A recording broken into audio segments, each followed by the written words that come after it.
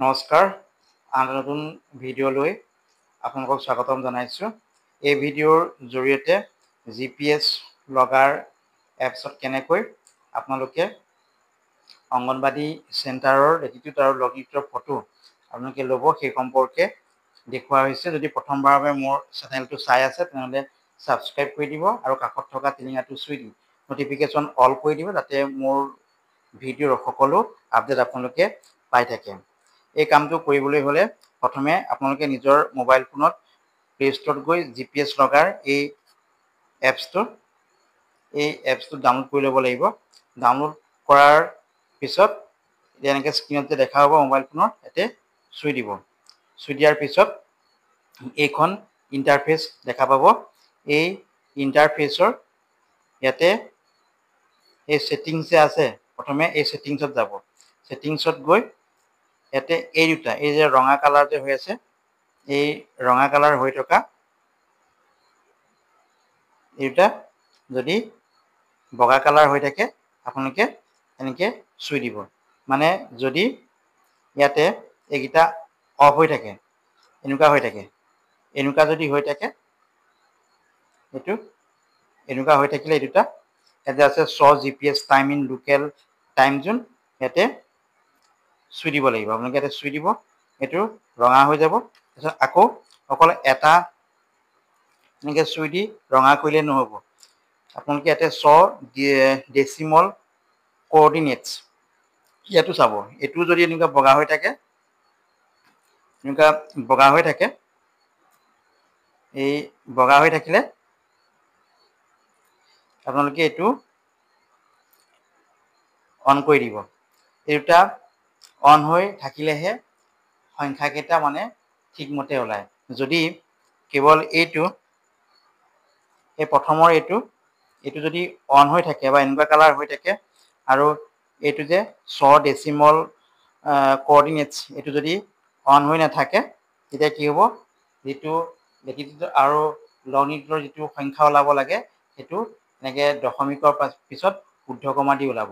মানে দশমিকৰ পাছত যিকেইটা সংখ্যা ওলাব সেইকেইটা 1, 2, 3, 4 যি ওলায় আৰু সেইকেইটা তেনেকৈ ওলাব লাগিব। দশমিক থাকিব, ঊৰ্ধ্বকমা থাকিলে নহ'ব। গতিকে নিশ্চয় এই ভিডিঅ'টো আপোনালোকে চাই GPS লগাৰ যি গতিশক্তি, এই গতিশক্তিৰ বাবে যি GPS লগাৰ যেতিয়া ফটো মানে লোকেশ্যনটো ট্ৰেক কৰিব লাগে অংগনবাদী চেণ্টাৰ লেটিটিউড আৰু লংগিটিউড, সেইটো আপোনালোকে কৰিব পাৰিব।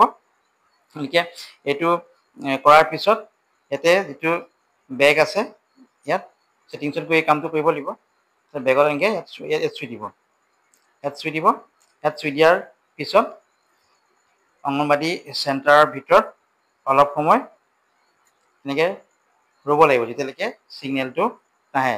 ছিগনেলটো যে এইটো পোৱাৰ পিছত মই যে কৈছোঁ এই সংখ্যাকেইটা, এইটো আৰু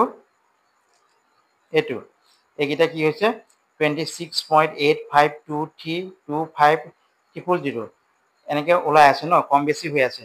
এই লেটিটিউড আৰু লংগিটিউড সংখ্যাকেইটা মানে যদি এনেকৈ ওলালে কাৰেক্ট, যদি এনেকৈ নোলায় ধৰক 26.85 আকৌ ঊৰ্ধ্বকমা হ'ল 29 আকৌ ঊৰ্ধ্বকমা হ'ল, তেনেকৈ নহ'ব। মানে এনেকৈ ওলাই থাকিব লাগিব। তাৰপিছত ইয়াতে এইটো স্পীডটো 0 হ'ল, এনেকৈ থাকিব লাগিব। আৰু একুৰেচিটো 1ৰ পৰা 2M ভিতৰত হ'ব লাগিব। গতিকে ইয়াত 2.7 হৈছে, যেতিয়া এইটো 2 হ'বগৈ, 2 হ'বলৈ হ'লে অংগনবাদী চেণ্টাৰৰ ভিতৰতে ইফালৰ পৰা সিফালে আপোনালোকে মুভ কৰি থাকিব লাগিব। যেতিয়াই স্পীডটো 0 হ'ব, একুৰেচি 1.12345 বা 2M হ'ল, তেতিয়াই আপোনালোকে এই ফটোখন আপোনালোকে স্ক্ৰীনশ্বট মাৰি ল'ব পাৰিব। তেতিয়াহে এই কামটোৰ বাবে সেই ফটোখন মানে হৈছে বুলি বা কাৰেক্ট হৈছে বুলি ক'ব পাৰিব। ইয়াত এতিয়া এইটো 2.8 হৈ আছে, গতিকে 2.2 হ'বলৈ হ'লে বা 1.56 এনেকৈ হ'বলৈ হ'লে চেণ্টাৰটোৰ ভিতৰত, অংগনবাদী চেণ্টাৰটোৰ ভিতৰত মুভ কৰি থাকিব লাগিব, ইফালৰ পৰা সিফালে গৈ থাকিব লাগিব। যিকণ ঠাইতে এইটো গৈ পেলাই মানে আপোনালোকে 1.9 বা 1.8 বা 2 হ'ল, তাতে ৰখি দিব লাগিব। গতিকে অলপ সময় ধৈৰ্য ধৰিব লাগিব। নিশ্চয় আপোনালোকে এই ভিডিঅ'টো চাই কেনেকৈ গতি শক্তি যিটো GPS লগাত ফটো ল'ব লাগে সেইটো আপোনালোকে বুজি পালে। ধন্যবাদ।